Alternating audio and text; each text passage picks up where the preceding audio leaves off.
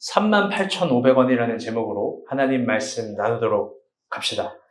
옆 사람과 인사합시다. 누구나 낼 수 있습니다. 누구나 낼 수 있습니다. 어제 우리 아주 굉장히 좋은 소식이 있었죠. 정연이 주희 결혼했습니다. 우리 한번 그 자리에서 한번 잠깐 일어나 볼까요? 우리 박수로 한번 뜨겁게 환영해주세요. 네. 나와서 이렇게 댄스 이거 안 하시나요? 난 정연이가 저렇게 춤을 잘 추는 줄 몰랐어요. 아니, 제 아내가 집에 와서 하는 말이 저보고 춰봐 이러는 거예요. 당신도 할 수 있어. 근데 충격적인 건 용식 형제 지원자매도 저걸 결혼식 때 했대요. 나 진짜 돈 주고 그 영상 앨범 사고 싶어요. 너무 여러분 어제 아름답지 않았습니까? 그래서 여러분 설교 정보를 여러분에게 어제 저녁에 제공을 못했어요. 늦게까지 설교 준비를 해서 제공하지 못해드린 거 죄송합니다. 그런데 오늘도 하나님 말씀 잘 들어보도록 합시다. 우리 옆 사람과 다시 한번 인사하겠습니다. 큰 금액 아닙니다. 싱그러운 더위로 세상을 몰아오시는 하나님의 섭리가 우리의 덩그러난 마음에도 임하시길 안녕으로 인사합니다. 6월입니다. 세상의 풍경이 풍요로운 초록으로 만연해지고 있습니다. 이럴 땐 아스팔트의 작은 공간에도 틈이 파시는 하나님의 창조는 우리의 공허한 마음을 울창한 은혜로 바라보게 합니다. 내 공허하고 어려운 마음도 충만하게 하나님께서 채우실 거야. 초록으로 물들이실 거야. 우리는 자연을 보면서 하나님을 분명 바라볼 수 있습니다. 분명 6월은 더운 날들의 연속이지만 잊지 맙시다. 뜨거운 생명은 계속 탄생하고 있는 겁니다. 한 주 동안 많은 일들이 있었습니다. 어제 정연 형제와 주희 자매가 결혼을 했고 정말 축하합니다. 그런데 그 외의 소식은 우리를 힘들게 하는 이야기들 뿐이었습니다. 오늘도 처음 오신 분들이 있어서 좀 오해스러운데 그래도 한번 얘기해 보도록 합시다. 북한은 우리나라의 오물 전단지를 살포를 했습니다. 군대에선 과도한 얼차려로 훈련병이 사망하기도 했습니다. 마음이 아픕니다. 또 이번 주는 베트남과 우리나라의 반도체 외교인 전쟁이 공식적으로 선포되며 큰 경쟁이 되기도 했습니다. 유명한 트로트 가수 뺑소니의 음주운전은 모두를 불쾌하게 합니다. 그는 자신의 죄를 회피하고 수많은 것을 은엄폐하고 결국 자신의 죄를 매니저에게 씌우는 발상은 그의 괴물 같은 내면이 무슨 모습인지를 보여줍니다. 그런데 그게 우리 사회의 모퉁이에 언제나 만연해 있는 또 다른 얼굴 같아서 참 슬픕니다. 무엇보다 우리 가운데 숨겨진 또 다른 얼굴의 표정이 그런 모습은 아닌가 생각해 보게도 됩니다.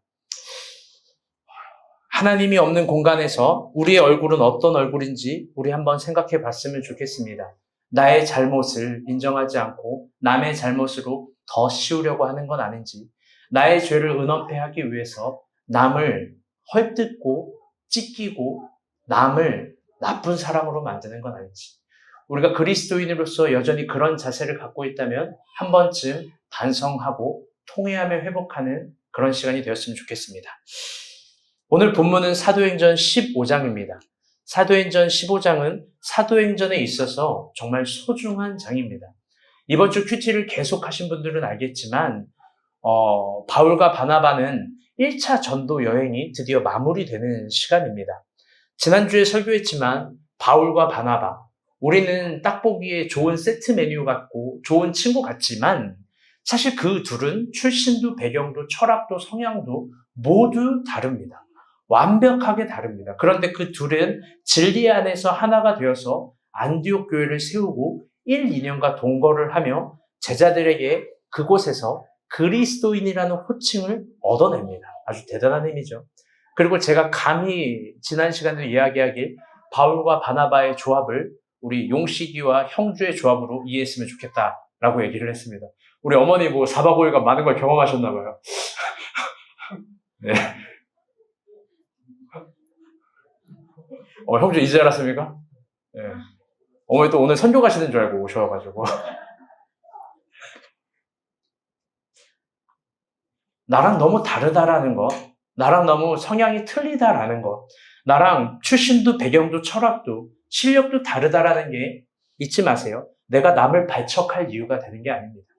그리스도 안에서 진정 실력 있는 사람은 겸손한 사람이고, 겸손한 사람은 나와 다른 그를 인정하면서 그를 우리 편으로 맞아들이는 겁니다.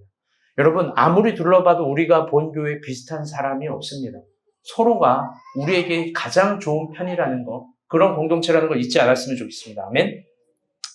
무엇보다 그 둘은 하나가 되면서 선교 여정의 모티브가 되었던 어려운 지역의 부조를 전하는 결정, 지난주 나눴죠. 그 엄청난 유연한 사역을 합니다. 너무너무 멋있습니다. 그런데 그런 바울과 바나바의 1차 선교 여행은 낭만적으로만 보이지만 13장에서 15장을 면밀하게 살펴보면 이번 주 큐티 하신 분들은 알겠지만 매우 낭만적이지만은 않습니다. 막상 그들의 여정은 수많은 역경의 연속이었습니다. 생각지도 못한 도전, 싸움, 논쟁, 고난, 박해를 겪습니다. 이번 주 새벽 예배 때도 나눴지만 바울은 사람들에게 실제 돌을 맞았습니다. 여러분 생각해 보세요. 돌을 맞았는데 또 일어나서 똑같은 길을 걸어가는 거 쉬운 것이 아닙니다. 많은 사람들에게 버림을 당하고 유력자들에게 모함을 당합니다. 저는 언제나 바울의 1차 전도 여행만 보면 문전박대라는 사자성어가 떠오릅니다. 그거 당해본 사람만 알 겁니다. 그거 굉장히 서러운 겁니다. 그게 사도행전 13장부터 15장 이야기입니다. 그런데 이쯤에서 한번 그 사이와 행간에 질문을 던져보고 싶습니다. 1차 선교 전도 여행이 드디어 마무리되는 시점인데 그쯤에서 바울과 바나바는 아마 망설였을 겁니다. 이런 고민이 있었을 거예요. 그건 뭐냐면 다 같이 따라볼게요. 나는 앞으로도 이렇게 살 수 있을까? 나는 앞으로도 이렇게 살 수 있을까? 나는 언제까지 이렇게 계속 걸어가야 되나? 바울의 1차 전도 여행만 보면 그건 난제의 연속이었습니다. 문제가 해결되지 않은 중간 지점이었습니다. 아마 그들은 성령이 충만하더라도 고민했을 겁니다. 내가 계속 이렇게 살 수 있을까? 내가 또 이렇게 걸어갈 수 있을까? 누가 지원간사에게 릴스 만드는데 막 돌을 던졌다고 쳐봐요. 계란 10개 던졌어요. 얼굴이 막 계란국이 됐어요. 눈빛이 난 용식이가 있는데. 그래서 용식이한테 이러면 되죠. 과연 또 릴스를 만들 수 있을까? 과연. 우리가 옳다라고 여기는 것, 우리가 맞다라고 여기는 게 계속 좌절될 때 우리는 어떻게 일어날 수 있는가? 오늘 스테이 토크 주제가 그래서 나는 어떻게 일어날 수 있는가입니다. 바울의 선교 1차 여행은 정리되지 않는 난제 속에 있었고 그 난제의 정점은 바로 오늘 본문의 1절입니다. 끝난 게 아니라 정점입니다. 우리 1절 말씀 다 같이 한번 봅시다. 시작. 어떤 사람들이 유대로부터 내려와서 형제들을 가르치되 너희가 모세의 법대로 할례를 받지 아니하면 능히 구원을 받지 못하리라. 아멘. 오늘 본문을 보게 되면요. 갑자기 어떤 사람들이 유대로부터 내려옵니다. 유대로부터 내려오는데요. 그 사람의 정체, 출신, 그런 걸 본문은 말해주지 않습니다. 딱 하나, 그가 유대에서 왔다라는 것만 이야기합니다. 그는 유대에서부터 안디옥 성도들에게 한 가지를 말합니다. 지금 이해되시죠? 유대에서 온 사람들이에요. 뭘 이야기하냐? 저 빨간색 글씨입니다. 우리 빨간색 글씨, 충환이가 한번 읽어볼까요?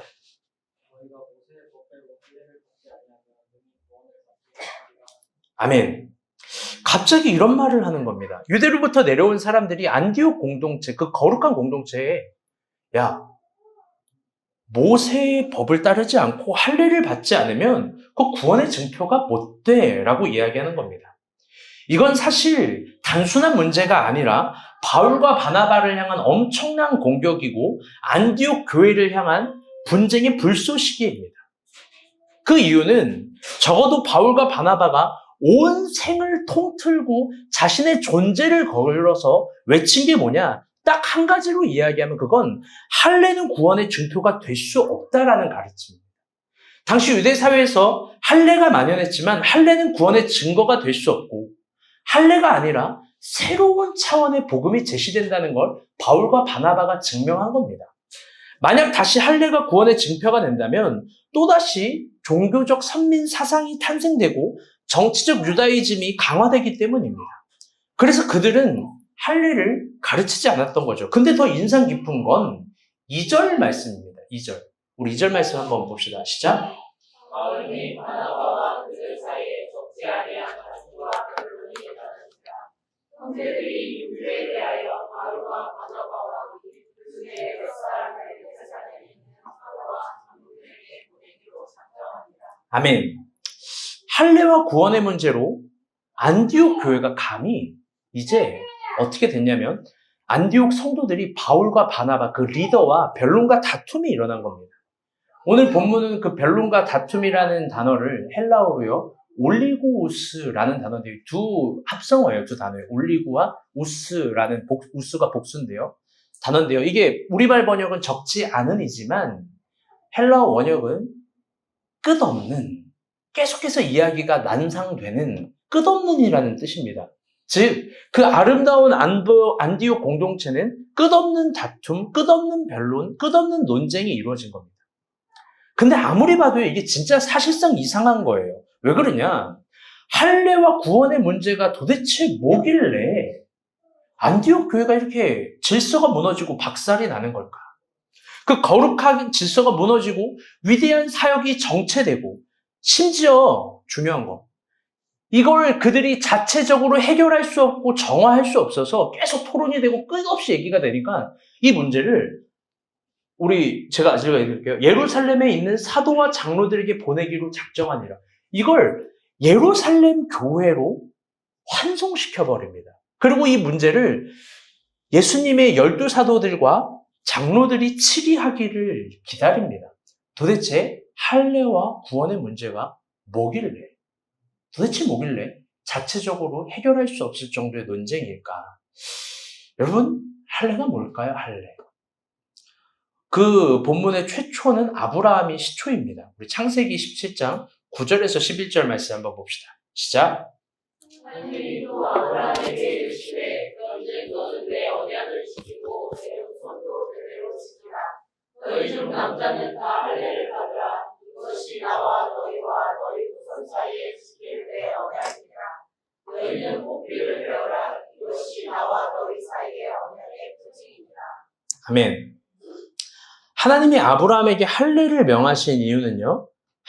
인간과 하나님 사이에 어떤 언약의 증표로 이야기를 한 겁니다. 그것이 당시 이방인과 아브라함 가족의 구분이었던 겁니다.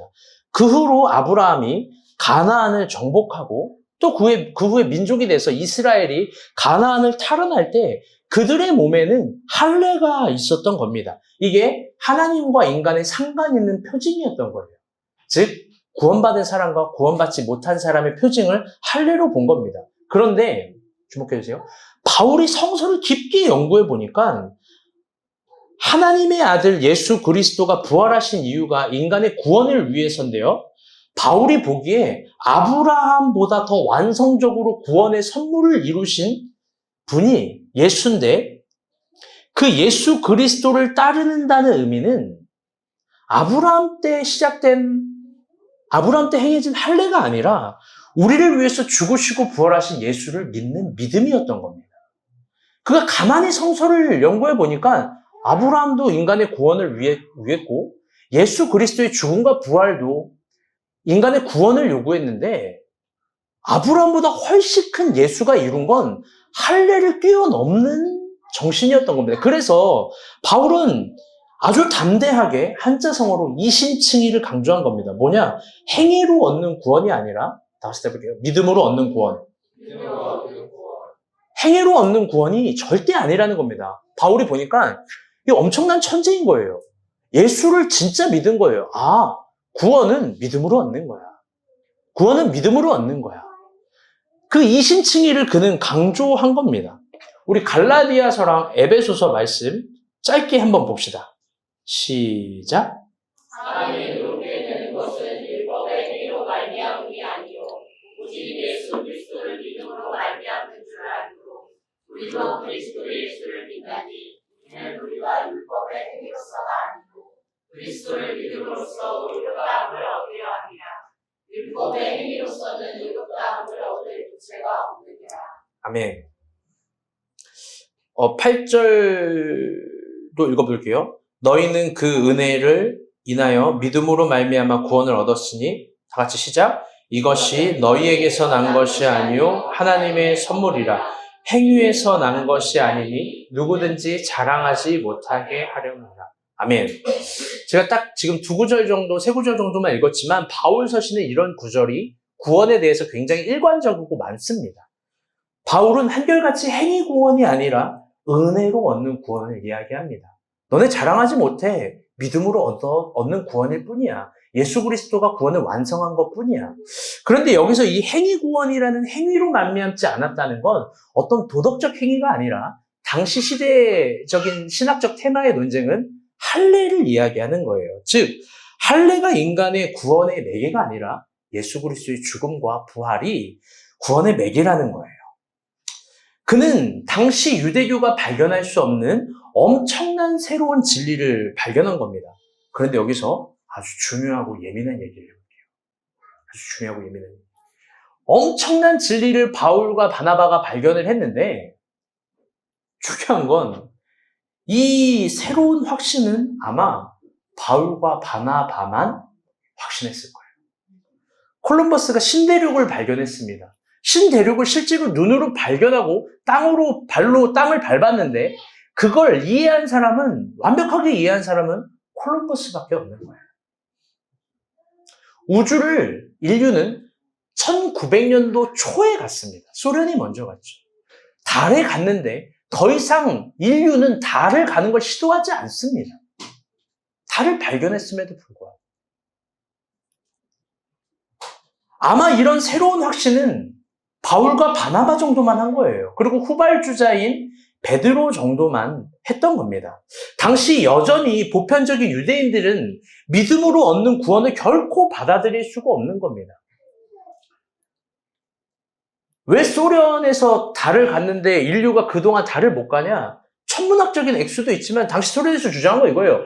달에서 인간이 살 수 있다라고 얘기한 거예요. 보편적 인류 메커니즘을 받아들일 수가 없었어요.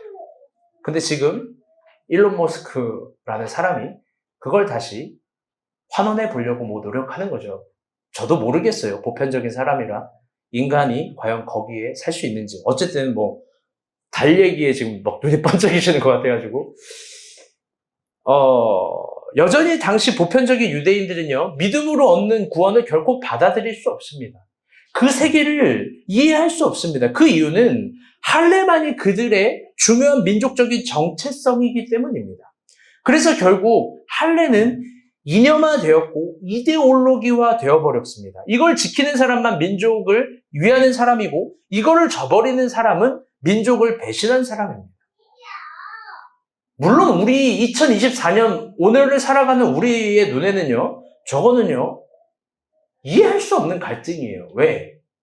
그 이유는 단순하죠. 우리에게 할례란, 우리 다 성인이니까 편하게 얘기할게요.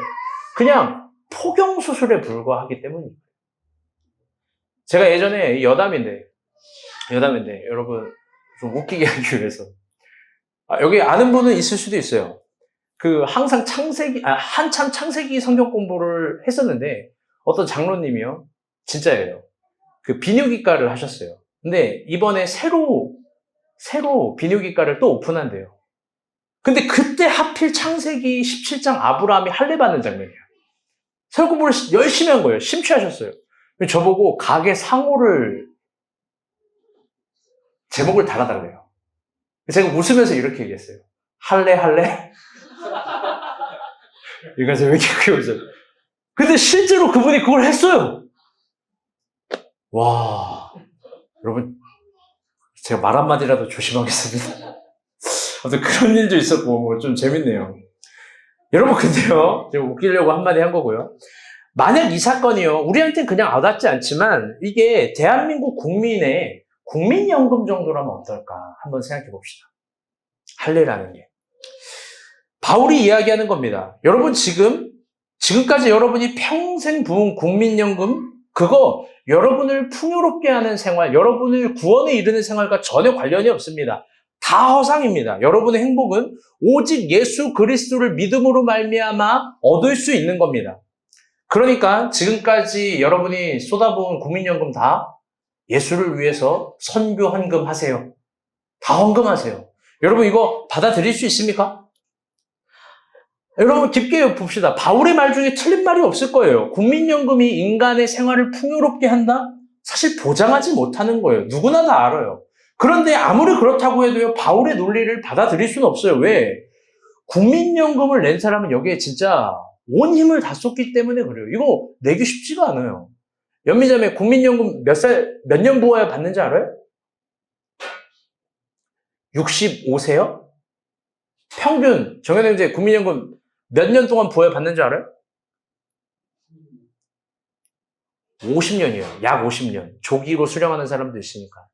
여러분 50년 동안 국민연금을 부었는데 바울이 얘기하는 거예요.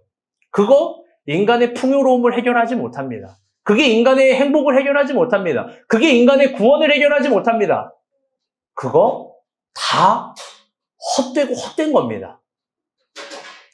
여러분 아마 50년 동안 연금을 부은 분들에게 몽둥이로 쳐맞을 소리일 거예요. 그래서 실제로 바울이 사도행전 14장에 돌에 맞는 거예요. 돌에 막 맞잖아요. 돌을 때릴 수밖에 없는 소린 거예요. 할례가 구원이 아니다라는 거.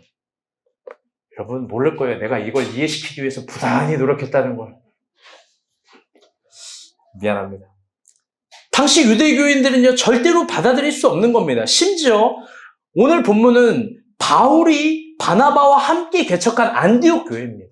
안디옥 교회 성도들입니다. 그 성도들과 할례 문제가 막상 불거지니까 다투는 겁니다.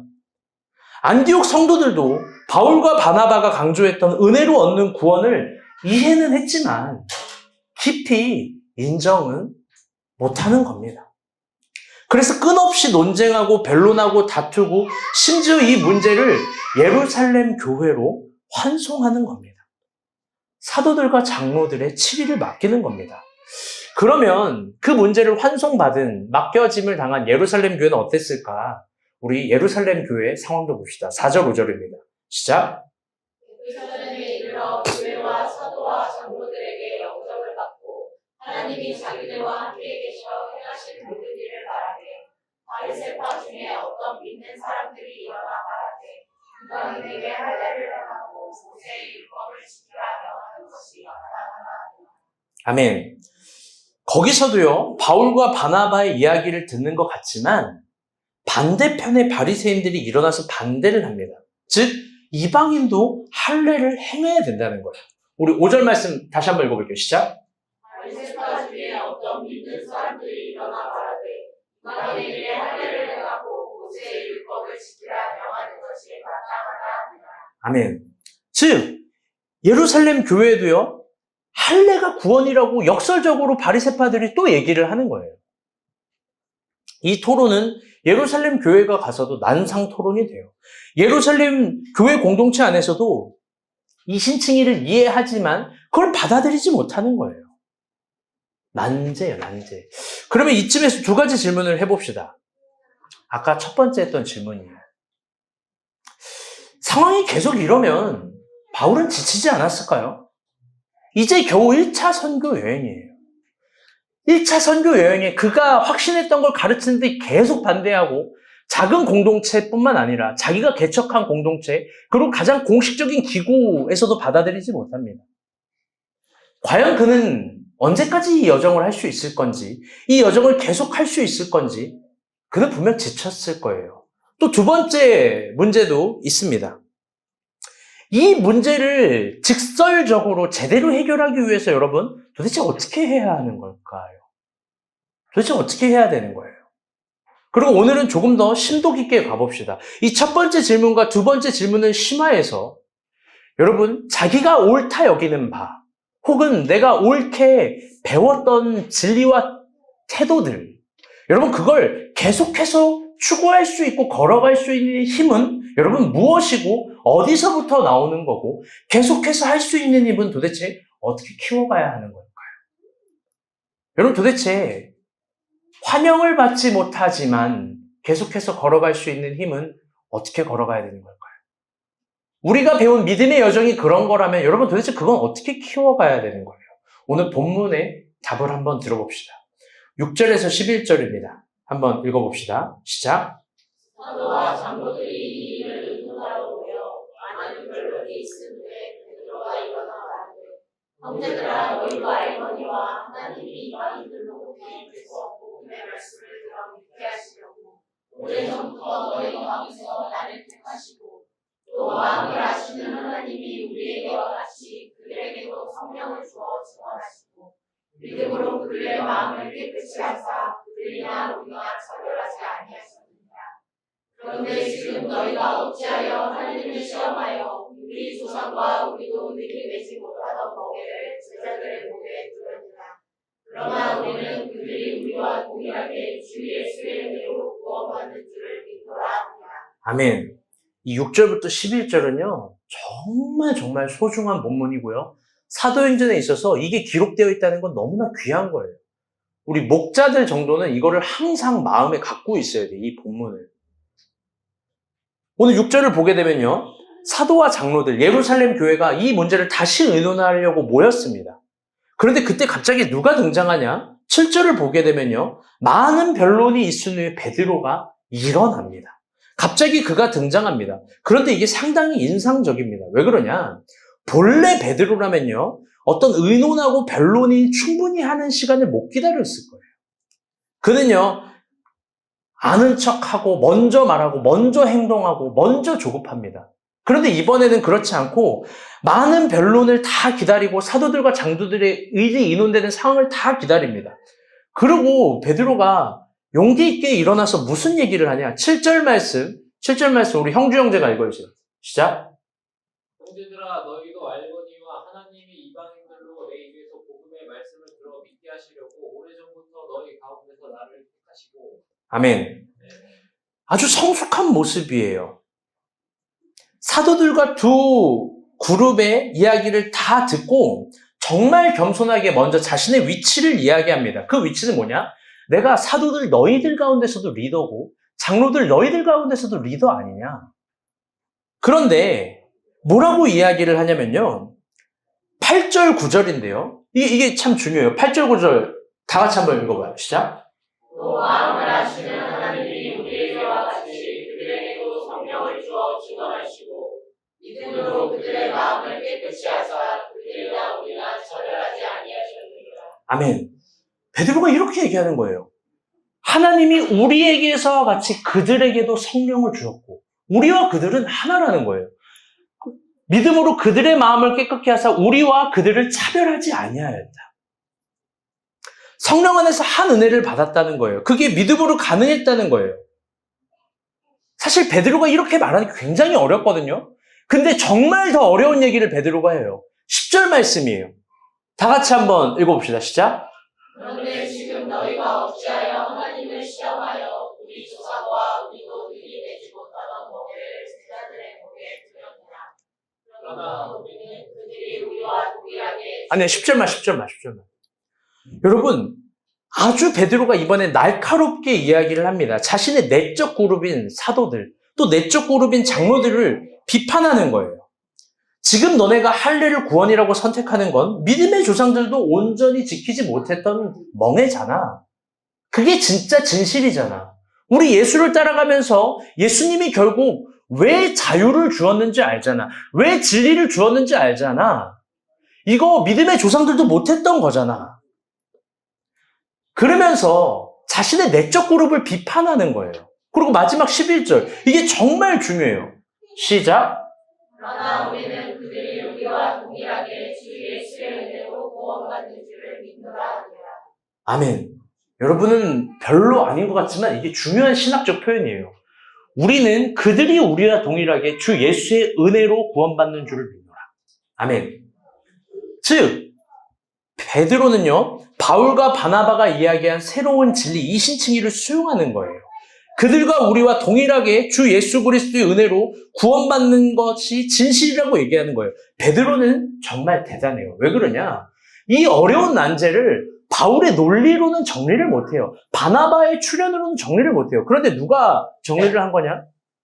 베드로가 정리한 거예요. 베드로는 저 공식적인 자리에서 자신의 이름을 내려놓고 새로운 세력인 바울과 바나바의 이신칭의를 수용하는 거, 그거 진짜 큰 그릇 아니면 못하는 겁니다. 그리고 중요한 건 이 15장 논쟁 이후로 모든 상황이 역전돼서 베드로의 이 발언으로 말미암아 바울과 바나바가 힘을 얻어서 2차, 3차, 4차 전도 여행을 하고 논쟁이 더 이상 없어지는 거예요. 저는요, 이제 본문 설명이 거의 다 끝났어요. 잘 들어보세요. 이 사도행전 15장의 베드로의 용기와 진실됨을 보면서 아주 한 가지 어색한 걸 고민해 보게 되었어요. 그건 뭐냐? 도대체 무엇이 베드로를 저렇게까지 변하게 했을까? 사실 저만큼 변하지 않았었을 거예요. 이거 굉장히 어려운 거예요. 자신의 내적 그룹을 비판하고 또 대상화되어 있는 게 맞다라고 이야기하고 그리고 새로운 진리를 수용해내는 용기. 도대체 그는 왜 이런 어려운 싸움을 피하지 않고 직면했던 걸까? 그냥 넘길 수도 있을 텐데 불편해지지 않아도 될 텐데 굳이 이렇게 말하고 찝어내서 어색해지거나 어려워질 필요가 없었을 텐데 그리고 이게 중요해요.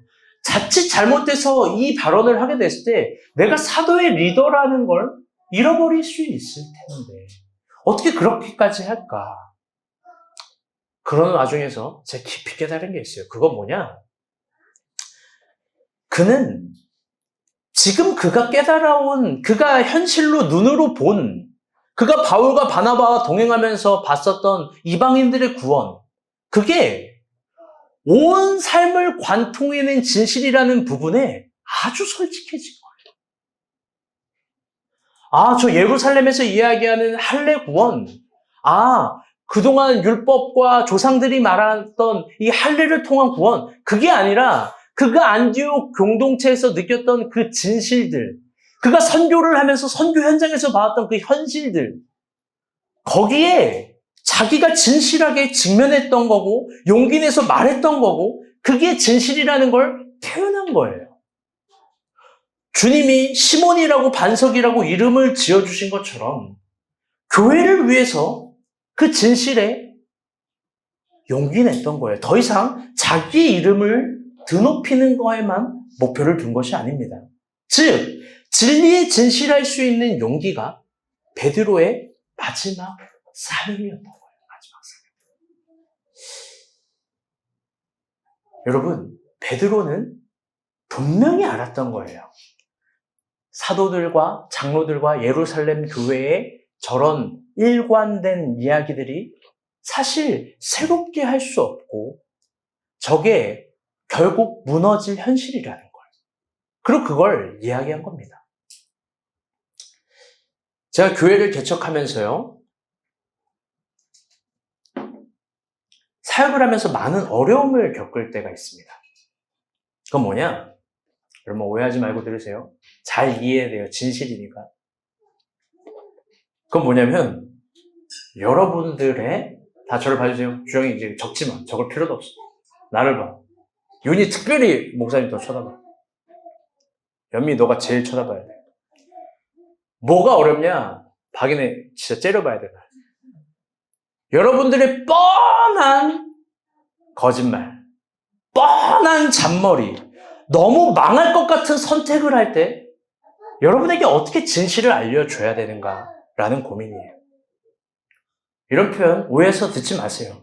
여러분이 그 어떤 대단한 고민을 하고 대단한 선택을 하고 대단한 결정을 해도 그게 저에게 대수롭지가 않아요. 왜 그러냐?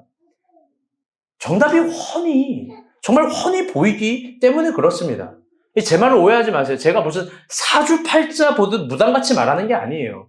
단지 성서를 진실하게 연구하고 인생의 과정을 진실하게 연구하고 이게 내 직업이잖아. 여러분만한 사연은 내가 몇십 번씩 들어봤던 사연이야. 그걸 보게 되면요, 당연히 보이게 되는 지점이 있어요. 당연히. 마치 자동차 정비사와 자동차 딜러가 서로 자동차를 보는 관점이 다른 거예요. 겉으로는 멀쩡하게 아무런 사고가 없다라고 말하는 자동차도 자동차 정비사가 딱 하부 한번 들여보잖아요? 그러면 이게 사고 차인지 침수 차인지 어떤 문제가 차인지 대번에 알아차리는 이치와 같아요. 겉으로 보기엔 아무런 문제가 없을 거예요. 그런데 정비사가 보기엔 저거 100% 문제가 있어요. 죄송해요. 저도 그렇게 보이는 삶의 문제들이 있어요. 너무 훤히 보이고 너무 다 보입니다. 겉으로는 멀쩡해 보이지만 엔진 오일이 새고 있는 게 보이고 겉으로는 멀쩡해 보이지만 이 배터리가 방전되고 타이어 저거 이제 곧 터질 텐데 이거 다 보입니다.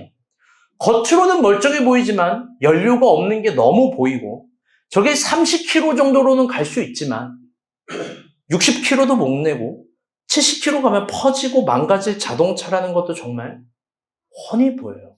어떤 삶의 문제는 훤히 보여요. 정신분석학에서 가장 위대한 아버지라고, 현대의 아버지라고 불리는 사람이 엠스카펙이에요, 엠스카펙. 그 엠스카펙이 인간의 정신에 대해서 이런 아주 멋지고 무서운 말을 했어요. 인간의 정신과 인간의 태도는 결국 성장하지 않으면 아무것도 행복할 수도 극복할 수도 없다라는 거예요. 인간의 정신의 문제, 인간의 삶의 문제는 성장하지 않으면, 성숙하지 않으면 결국 아무것도 극복하지 못하고 어떤 환경으로 옮기고 어떤 문제를 맞아도 똑같이 자멸하고 부서진다는 거예요. 여러분, 엠스카펙 말을 저는 100% 동의해요. 목회도 마찬가지예요. 여러분, 사역을 하면서 느끼는 건 삶의 문제를 결국, 인생의 문제를 여러분이 성숙하지 못하고 성장해내지 못하면 결국 또 넘어지고 또 넘어지고 또 넘어져요. 그런데 한 번 뛰어넘은 사람은 잘 안 넘어져요. 그래서 제가 목회자로서 이런 부분이 가장 큰 고민이었어요. 어떻게 여러분을 성장시켜야 되는 거지? 어떻게 여러분을 성숙시켜야 되는 거지? 훤히 다 보이는 문제 앞에서 여러분 어떻게 나는 태도를 취해야 되는 거지? 내가 적어도 교회를 개척했는데. 여러분, 저는 어떤 태도를 취해야 되는 거예요? 부드러운 말, 달콤하고 위로적인 말. 여러분, 제가 이런 걸 해야겠죠? 너무나 잘못한 사람들에게 당신이 잘못했어라는 책망은커녕 그럴 수도 있지. 괜찮아. 너는 연약하니까. 너는 아무 잘못 없어. 상황이 잘못해서 그런 거잖아. 확실하게 망하는 결정을 선택하는 사람들에게 너의 선택을 존중해. 하나님이 너 축복하실 거야. 여러분, 제가 이런 말을 해야 되는 걸까? 오늘 한번 진지하게 여러분에게 물어보고 싶었어요. 여러분은 도대체 저에게 어떤 모습을 기대하세요? 여러분은 도대체 저에게 모든 문제에 있어서 어떤 언어를 기대하시는 거예요? 여러분에게 목사 김일환이라는 사람은 어떤 사람이 되어주기를 바래요? 저는 제가 고민하는 지점이 사도들과 장로들 사이에서 고민했던 베드로의 고민이라고 생각해요. 적당히 넘어갈 수도 있어요. 대충 넘기는 말을 할 수도 있어요. 불편한 말 안 할 수도 있어요. 그런데 베드로가 온 생을 걸쳐 보니까 그게 진실이 아닌 거예요. 이신칭이는 맞고 바울과 바나바는 위대한 선지자였던 거예요. 제가 사역자로요, 살아온 연수를 재봤어요. 꼰대인가 봐요. 요즘에 이게 참 자주 생각이 나요. 19년을 사역했어요. 이제 20년 차예요. 정말 단 한 번도 사역을 쉬어본 적이 없어요. 오랫동안 교회 밥을 먹어보니까 교회 안에 허상이 보여요. 그게 뭐냐? 여러분은 모를 텐데 내 직업만 알 수 있는 진실된 허위로움인데 표현하면 이런 겁니다. 부드럽고 적당하고 달콤한 교회 안의 표현들이에요. 사실 목회자가 성도들의 삶에 깊게 관심도 없으면서, 성도들이 무엇을 먹고 마시는지 관심도 없으면서, 성도들이 뭐 때문에 고민하는지 그걸 고민을 내 삶으로 갖고 오는 걸 별로 귀찮아하면서, 사실 신방하기 싫어하면서 기도합니다, 사랑합니다, 축복합니다, 이걸 막 남발해요. 이걸 남발하는 게 과연 사랑과 기도와 축복의 공동체인지 한번 생각해 봐야 돼요. 사실 기독교인의 축복문은요, 엄청난 신학이에요. 신학적 함이에요. 그건 뭐냐? 완전히 다 잘게 부셔지고 깨달은 인간에게 하나님이 주시는 마지막이에요. 욥, 다 부셔지고 나서 얘기하는 거예요. 너 잘 될 거야. 너 축복해. 다 부셔진 베드로, 모세 이런 사람들에게 얘기하는 거예요. 하나님이 너와 함께 할 거야. 하나님이 너를 축복해. 그런데 어떤 누구도 부셔지는 인간을 말하지 않고 잘못된 인간을 책망하지 않고 망할 것 같은 결정을 불편하게 말하지 않는다고요. 그게 허상이에요. 사역자들은 그저 아주 행복한 한방 미소로 웃으면서 말하는 거예요. 남발하는 거예요. 사랑해요, 선하자매. 축복해요, 주영자매. 윤희 형제, 화이팅. 여러분은 비판하지 마요. 나는 비판할 자격이 돼요. 하나님이 여러분과 함께 할 거예요. 이 말, 어느 정도의 허위로움이고 허상이에요. 제가 백화점에서 최근에, 사실 이제 정현이 주위 결혼식 가려면 주례를 해야 되는데 셔츠가 없잖아요. 셔츠가 옛날에 맞춘 게 있는데 셔츠가 그것도 이제 작아져가지고 그래서 뭐라 셔츠를 하나 사러 갔어요. 백화점에. 셔츠를 그 여자 사장님이 그분 장사하면 안 돼. 나를 봤는데 셔츠 이거 입으세요 해가지고 줬어요. 100짜리 준 거야. 좀 큰 100이래. 나 슬림핏 싫어한다고. 안 슬림하니까. 100을 입었는데 막 셔츠가 막 으악 싸워요. 막 죽을라 그래. 그래서 이걸 왜 줬지? 그러니까 큰 100이래. 105는 너무 크실 것 같고 이거 뭐지? 그래 큰 100을 입었어요. 막 싸워요. 셔츠가 막. 헤라가 남북전쟁을 하는 것 같다 그랬어요. 근데 그 사장이 그걸 입고 나는 이거 100% 잘못된 거니까 입고 나왔는데 뭐라 그러는지 알아요? 많이 입었는데 이러는 거예요. 셔츠, 자켓을 입었는데. 와, 고객님, 핏이 너무 멋져요. 너무 어울려요. 훌륭해요. 이러는 거예요. 여러분, 100%, 1000% 거짓말 아니에요? 그 팔아먹기 위한 영혼을 담은 구라예요. 제 아내가 보자마자 이런 얘기를 해요. 여보, 흉해. 여러분, 여보란다. 여러분, 이게 진실된 말 아니에요?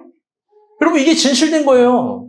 그런데 대부분 제가 20년 동안 사역을 하면서 느낀 게 이거예요. 거대한 한박 웃음으로 인간이 원하는, 성도가 원하는 말만 해주는 거예요. 현미자매, 괜찮아요. 잘 될 거예요. 현미자매 잘하고 있습니다.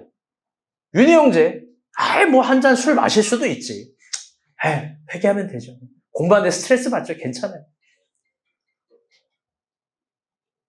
누가 예배 시간 때인데 이런 책망 안 해요. 얼마나 피곤하셨으면. 어디가? 조용히 어디 가요? 햄버거 와가지고. 다 원하는 말을 해주는 원하는 말. 너무 이상한 사람에게, 너무 말도 안 되는 죄를 저지르는 사람에게. 대학생이 고등학생이랑 교회 안에서 연애를 하는데 그럴 수도 있지. 교회 안에서 말도 안 되는 비행을 하는데 야, 너네 땐 다 그런 거야. 말도 안 되는 범죄와 망할 것 같은 선택. 돈을 빌리고 꾸고 갚지도 않고 능력도 안 되는 사람이 또 교회 안에 돈을 빌리는데 괜찮아. 교역자는 불편하면 안 돼. 다 뒤로 갑니다. 다 뒤로 가요. 그리고 웃음으로만 얘기하는 거예요. 하나님이 여러분을 사랑한다고. 잘 될 거라고. 여러분, 다 뻥이에요. 제발 좋은 사역자의 기준을 내가 원하는 말을 해주고 원하는 행동을 해주는 사람으로 두지 마요. 저는 오늘 본문의 베드로의 마음과 바울의 마음이 다 이해가 돼요. 먼저 베드로의 마음이 너무 이해가 돼요. 그가 일어나서 형제들과 사도들과 장로들에게 할례가 틀렸습니다. 사도들과 장로들이 틀렸습니다. 은혜로 얻는 구원이 진짜입니다. 바울과 바나바는 진실한 사람입니다. 저는 그가 왜 이렇게 불편한 말을 했는지 정말 이해가 돼요. 그건 뭐냐? 더 이상 그는 소중한 걸 뺏기기 싫은 거예요. 그 소중한 건 뭐냐? 하나님이 겨우 세워진 아름다운 공동체라는 거예요. 하나님이 겨우 세워낸 그 위대하고 소중한 안디옥이라는 공동체인 거예요. 그 교회를 세우는 게 얼마나 힘든데요. 사람 눈치 안 보는 거예요. 그래서 이 진실을 말해줄 수밖에 없는 겁니다. 진실을 말해줘야 불편하지만 직면하고 성숙하고 성장하니까. 우리 교회 중에 한 3명 정도가 저한테 예전에 형주에 대해서 노골적으로 이야기했어요. 주일 예배도 못 지킬 수 있는데 자기는 다 지켰나요? 자기는 다 지켰대요? 어떤 친구가 저한테 막 그런 얘기를 했어요. 제가 얘기했어요. 지켰어. 무슨 수술을 써더라도 지켰어. 또 얘기해요. 저를 너무 공격한대요. 난 사실 얘가 불쌍해. 동네 북이야. 우리가 본 북. 우본북. 인상마저 저래가지고 막 다 누굴 남을 공격하는 것 같대. 가장 질질될 말을 하는 사람일 수 있는 거예요. 불편하지만. 여러분, 그래야 성숙해요. 그래야 성장해요. 저는 교회를 개척했고, 이 교회가 여러분에게 어떤 의미인지 모르겠지만, 정말 저에게 너무나 소중한 의미입니다. 제가 감히 표현해 보자면, 저는 이 교회가, 미안해요. 제 아내보다 소중해요. 우리 아내는 알아요. 내 딸 김미수보다 소중하고 내 어머니 하연이 권사보다 소중해요. 월급이 없어도요. 진짜예요. 하나도 안 서운하고 괜찮아요. 힘든 건 하나도 안 힘들어요. 어려운 건 하나도 안 어려워요. 우리 교회가 잘 될 수만 있다면 저는 어떤 고생을 해도 상관이 없어요. 너무 이 교회가 소중하고 사랑해요. 이 교회가 하나님께서 나에게 주신 게 너무 꿈 같아요. 내가 이런 교회를 사역할 수 있다는 게 너무 말도 안 되는 은혜가 있어요. 왜 이 교회를 더 사랑하냐? 그건 나의 주인이 나에게 맡기신 지극히 작은 것이기 때문에 그래요. 그런데 이 작은 것이 형편없는 것이 아니라 나의 온 생의 의미를 담아서 아무것도 아까웠지 않을 만큼 소중해요. 여러분이 저를 잘 알 거예요. 그런데 여러분, 저만 그런가요? 여러분도 마찬가지 아닙니까? 여러분의 주인이 여러분의 때에 맡긴 지극히 작은 교회가 우리가 본 교회 아닙니까? 그런데 이 교회를 지키기 위해서 여러분,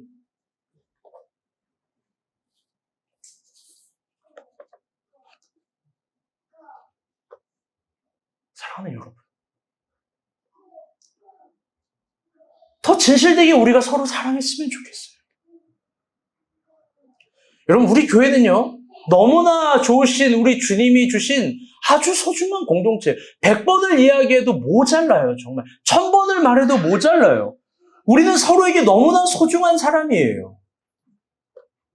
저는 여러분이 너무나 소중해요. 나에게 가장 소중한 사람들은 정말 여러분이에요.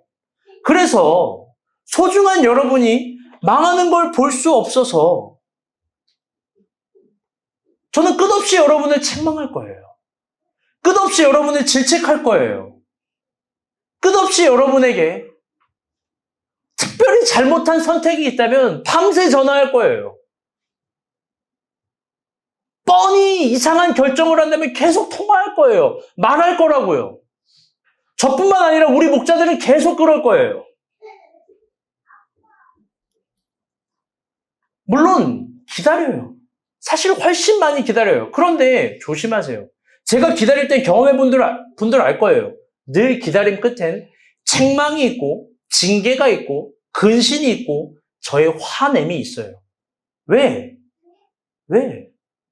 진짜 잘 돼야 되니까. 진짜 잘 돼야 되니까, 여러분. 제가 최근에 가장 어려웠던 게 뭐냐면, 여러분은 모르시겠지만, 본인들은 인정 안 할 수도 있지만, 성민이의 이사였어요. 난 저놈이 계속 경기도로 이사 간다는데, 내가 저거를 논리로서 꺾을 수가 없는 거야. 고집이 상당해요. 근데 제가 보기에 너무 뻔한 좋은 결정들이 영등포 신길동이에요. 주저함 없이 계속 이야기하는 거예요. 여기 온다고 나한테 유익되는 거 없어요. 우리 애기들 뒤에서 난리 났는데, 여러분,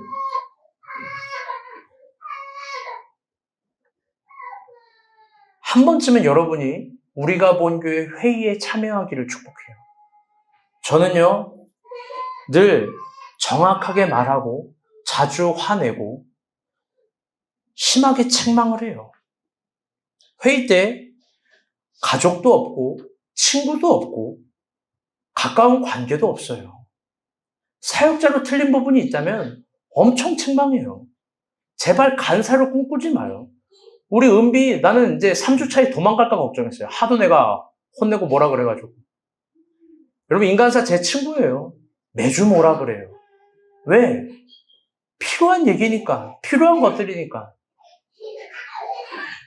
그런데 너무 마음이 아픈 건 뭐냐? 중요한 얘기할 거예요. 애들 좀만 잡아주세요. 애기들.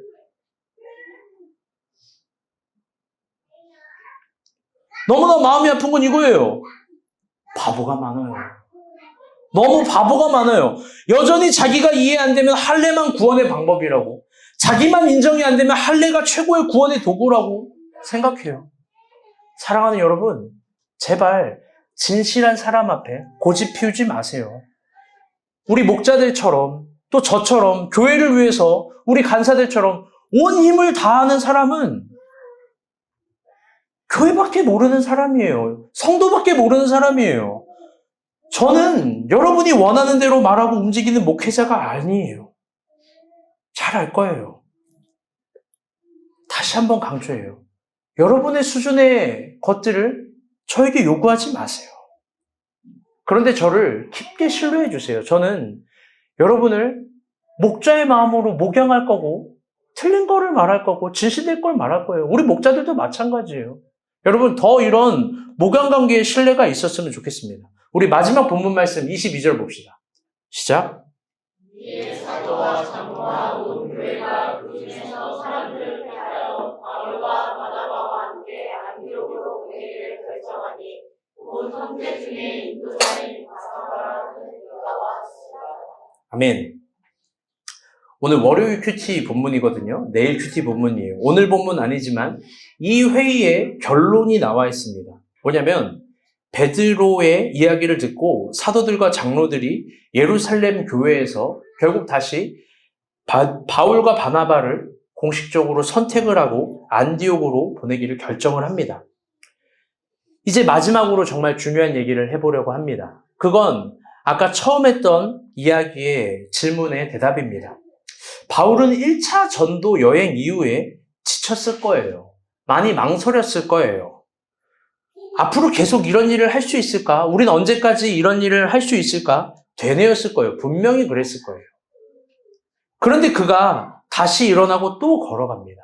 2차를 넘어서 3차, 4차 전도 여행까지 갑니다. 그리고 지중해를 넘어서 계속 갑니다. 그게 어떻게 가능할까? 또 일어날 수 있는 힘의 근원은 뭘까? 또 일어날 수 있는 행복의 근원은 뭘까? 여러분, 그 근원은 뭐냐면요. 다 같이 따라볼게요. 베드로예요. 베드로의 용기에 그가 바울이 다시 일어나는 거고요. 베드로의 진실된 언어에 또다시 일어날 수 있는 힘이 주어진 거예요. 은비 그 아이 갖고 좀 밖으로. 저는 바울의 마음이 진짜로 와 닿습니다. 진짜로 깊게 와 닿아요. 오늘은 교회 얘기를 많이 하는데 교회를 개척하고 나서 잊지 못하는 몇 가지 장면이 있어요. 그건 뭐냐? 교회를 개척하고 나서 맨 처음에 우리가 합정동에서 예배를 드렸잖아요. 그때 4층 사무실에서 처음 예배를 드리는데 그때 우리 5명이었어요. 5명. 나, 임관사, 박목자, 연미, 선아. 이렇게 5명. 거기서 우리가 첫 주 진실된 예배를 드리는데 매우 감격적이었어요. 매우. 그 감격적인 예배를 드린 날 첫 주에 제가 설레는 마음으로 뭐를 했냐면 헌금 개수를 했어요. 헌금 개수. 5명. 헌금 개수. 여러분, 헌금이 얼마 나왔을까요? 헌금이. 그날 헌금이 얼마 나왔냐면요. 첫 주 예배 드리고. 난 진짜 첫 주 예배 드릴 때 내 인생을 쏟아놓을 만한 감격이 있었거든. 우리 합정동 사무실에서 임관사님, 연미. 근데 얼마의 헌금이 나왔냐면 오늘 설교 제목이에요. 38,500원이 나왔어요. 참고로 첫 주기 때문에 저랑 제 아내는 우리 가볍게 2만 원만 헌금하자 했어요. 그럼 우리 성도님들이 18,500원을 헌금한 거예요. 여전히 궁금한 건 500원은 그날 누가 했을까? 연미야? 500원은 누가 했을까? 진짜예요. 그날 제가 하얗게 웃었고요. 그날 저녁에 좀 하얗게 펑펑 울었어요. 몇 번 크게 운 날이 있는데 그 액자 보고 한 번 운 날이고 첫 번째 헌금 개주한 날이에요. 3주 뒤면 월세를 내야 돼요. 나는 먹고 살아야 돼요. 나도 가정이 있는데 이거 어떻게 해야 되는 걸까? 이게 첫 감정이었어요. 그리고 그 첫 감정 끝에 바울의 마음이 동일하게 저한테 들어왔어요. 그건 뭐냐? 앞으로 이렇게 계속 살 수 있을까? 어느 정도 제가 믿었던 구석이 있어요. 그게 뭐냐면 헤라 사모의 퇴직금. 퇴직금 다 갖고 와. 갖고 온 날 헌금했어요, 다. 그걸로 먹고 살 수 있겠지. 그러네. 우리는 언제까지 이렇게 살 수 있을까?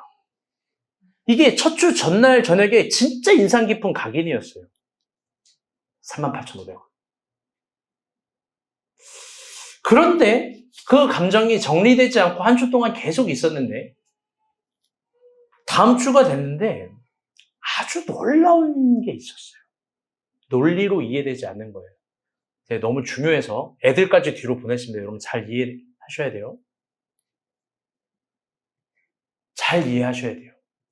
뭐냐면 임 간사님이 웃으면서 정말 행복하게 찬양을 하는 거예요.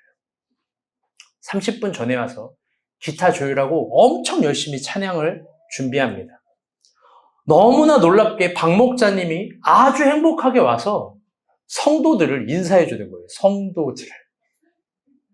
안부를 물으면서. 우리 연미가 너무 행복하게 줄 간식을 준비해요.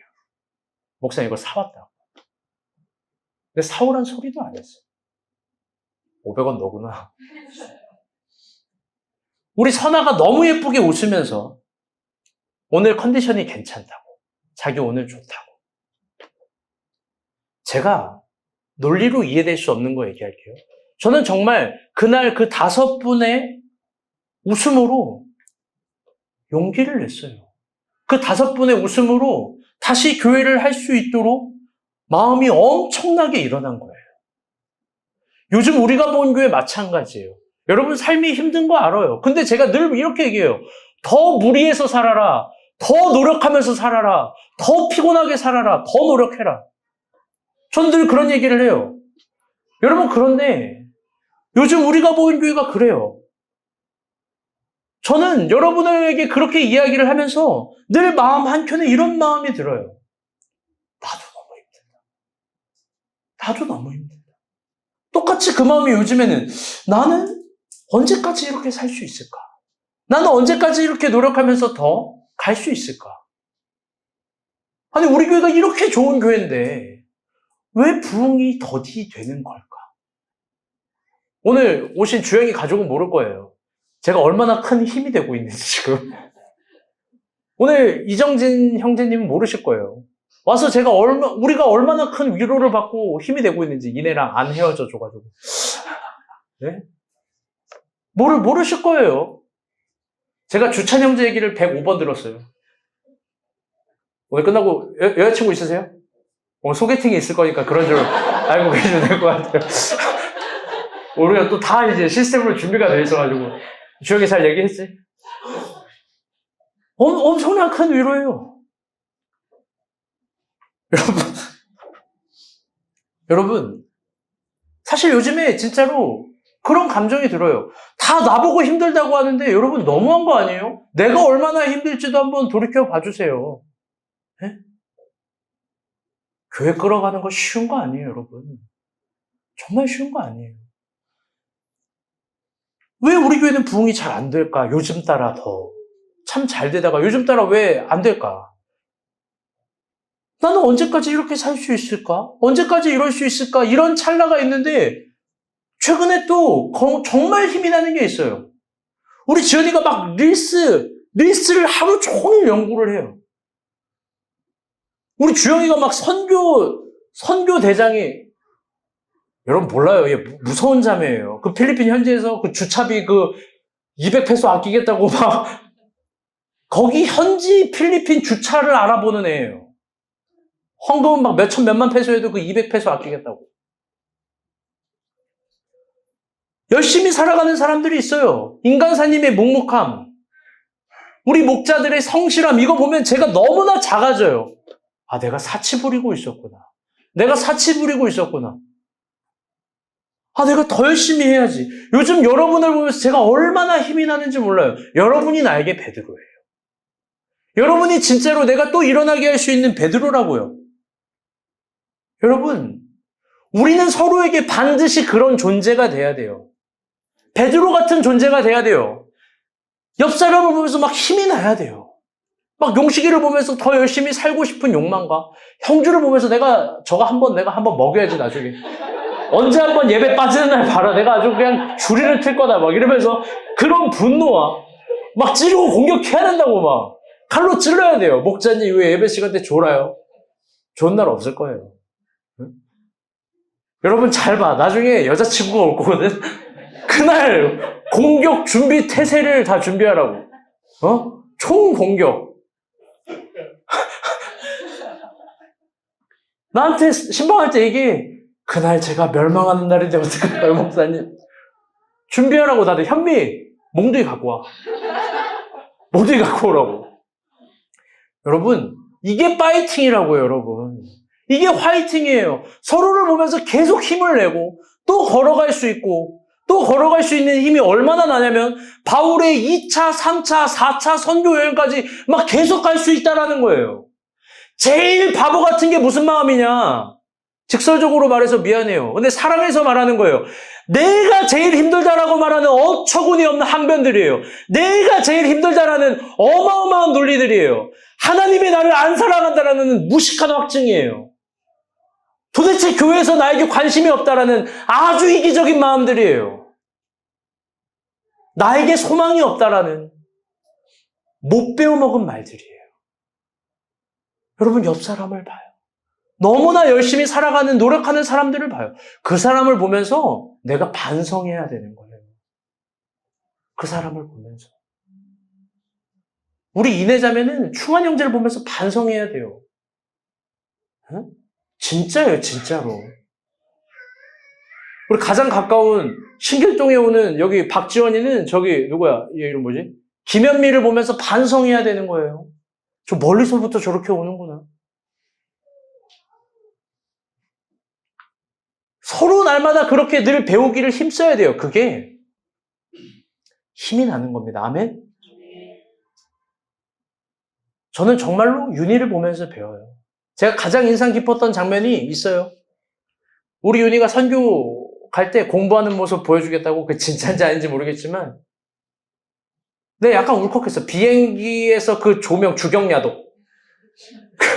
비행기 조명에서 시험 문제를 푸는 모습. 어느 정도 쇼가 들어가 있다고 난 생각해. 그런데 진실했어. 왜 진실했냐면, 첫날 끝나고도 나가서 공부를 했어. 둘째 날도 끝나고 나가서 공부를 했어. 셋째 날도 끝나고 나가서 공부를 했어. 근데 셋째 날 알았어. 아, 형주랑 있기 싫어서 나가서 공부한 거구나. 넷째 날까지 공부를 했다고. 근데 중요한 걸 물어볼 거야. 갔다 와서 여러분 공부했어요? 갔다 와서 또 학원을 갔대요. 제가 그게 반성이 됐어요. 왜? 나 힘들어서 설교 준비 제대로 못했거든. 나도 저렇게 할 걸. 나도 저렇게 할 걸. 여러분, 말씀의 결론을 맺도록 하겠습니다. 오늘 설교 제목은요, 38,500원이에요.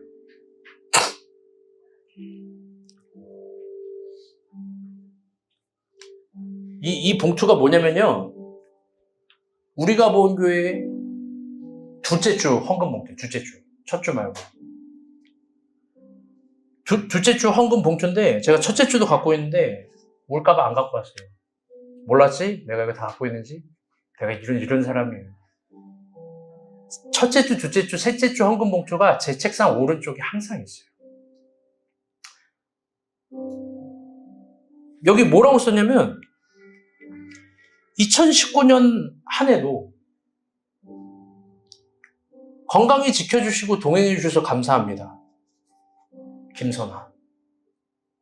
당신이 쓴 거예요. 여기 얼마가 있냐면 당신이 헌금이 있어요. 진짜예요. 얼마인지 공개할 수는 없지만 보통 우리 선아가 언제 이 헌금을 하냐면 이런 기도 제목을 자기 병원 완치된 날 해요. 근데 왜 그런지 모르겠는데 둘째 주에 이 헌금 봉투를 했어요.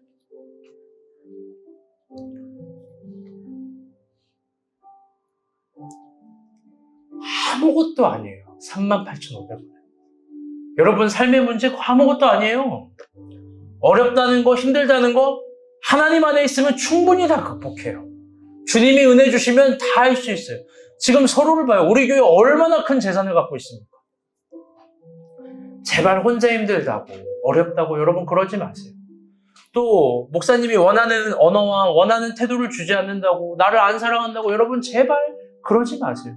우리 교회에서 왜 우리 성도는 어떤 목자는 나를 안 사랑하지? 여러분 이런 말 하지 마세요. 바울은 진실했던 거예요. 바울은 진실했던 거예요. 베드로 보고 또 일어난 겁니다. 2차, 3차, 4차 선교여행 간 거예요. 그래서 내년 필리핀 선교 날짜가 바로 정해졌어요. 다시 따라볼게요. 5월. 내년도 5월에 갑니다. 다 돈 모으세요. 38,500원씩 모으세요.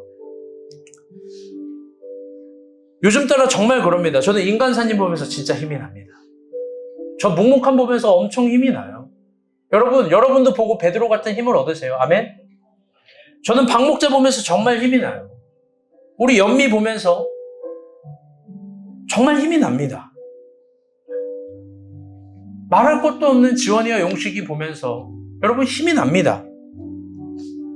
제발 열심히 살아가기도 힘든 날들 자기만 보면서 힘들다고 하지 말고 앞을 향해서 사도행전 역사로 나아갑시다. 아멘?